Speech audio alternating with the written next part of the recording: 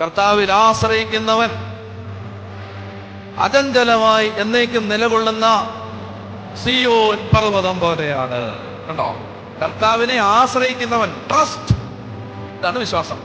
കർത്താവിനെ ആശ്രയിക്കുന്നവൻ അചഞ്ചലമായി എന്ന് പറഞ്ഞാൽ അൺഷേക്കബിൾ, ഷേക്ക് ചെയ്യാതെ, ഇളകാതെ, കുലുങ്ങാതെ, പതറാതെ നിൽക്കുന്ന സിയോൻ പർവ്വതം പോലെയാണ്. കർത്താവിനെ ആശ്രയിക്കുന്നവൻ അചഞ്ചലമായി എന്നേക്കും നിലകൊള്ളുന്ന സിയോൻ പർവ്വതം പോലെയാണ്. പറഞ്ഞ ഹല്ലേലൂയാ. ദൈവം ഒരു കാര്യം ഏൽപ്പിച്ചിട്ടുണ്ടെങ്കിൽ അത് പൂർത്തിയാക്കാൻ എൻ്റെ ദൈവത്തിന് കഴിയും. ആരില്ലെങ്കിലും ഒത്തിരി ഒറ്റപ്പെടൽ അനുഭവിക്കുന്ന മനുഷ്യരുണ്ടാവും. ഒറ്റപ്പെടൽ പറയാൻ സാധ്യമില്ല. മക്കള് വിളിക്കുന്നില്ല, പിന്നെ മാതാപിതാക്കന്മാര് ഗവനിക്കുന്നില്ല, അപ്പനും അമ്മയ്ക്കും തമ്മിലടിക്കാനേ സമയമുള്ളൂ, അവര് നമ്മുടെ കാര്യം നോക്കുന്നില്ല. അതല്ലെങ്കിൽ ബന്ധുക്കളൊന്നും ഇങ്ങനെ ഒറ്റപ്പെടൽ അനുഭവിക്കുന്ന കുടുംബങ്ങൾ അവരോട് നിങ്ങളോട് സംസാരിച്ചില്ല.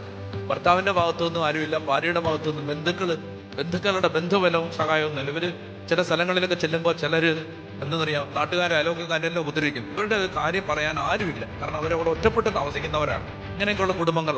അപ്പോ പറയുകയാണ്, അദ്ദേഹം പറയുകയാണ്, ഇങ്ങനെ ഈ ഞെരുക്കങ്ങളുടെ എല്ലാം നടുവിൽ നിങ്ങൾ മനസ്സിലാക്കേണ്ടത്, നമ്മളെ വിളിച്ചവനും നമ്മളെ സ്നേഹിച്ചവനും നമുക്ക് വേണ്ടി ജീവൻ തന്നവനും നമ്മുടെ സ്വന്തം പുത്രന്റെ ജീവന് തുല്യം വിലയിട്ട് കണ്ടവനുമായ ദൈവം നമ്മളെ കാത്തു സൂക്ഷിക്കും. ഉറപ്പാണ്. ആ ഉറപ്പ് നമ്മൾ ഏറ്റെടുക്കണം.